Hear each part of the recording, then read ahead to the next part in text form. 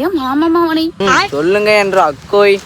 காலையில நீ சாப்பிட்டியால? காலையில நான் சாப்பிடல. சாப்பிட்டுட்டு வேலைக்கு போ சரியா? சரிக்கா.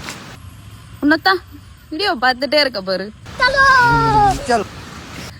என்ன இருந்தாலும் சாப்பிட்டுட்டு ஒரு வாய் சாப்பிட்டுட்டு வேலைக்கு போ சரியா? சாப்பிட்டுட்டே வேலைக்கு போறேங்க்கா. சாப்பிடா கிம்பிடாமலாம் வேலைக்கு போகாத. ஆமா, சாப்பிடாம கிம்பிடாமலாம் நான் போக மாட்டேன். அப்படி ஒன்றும் வேலை ஒன்றும் நம்மளுக்கு அவசியம் இல்லை.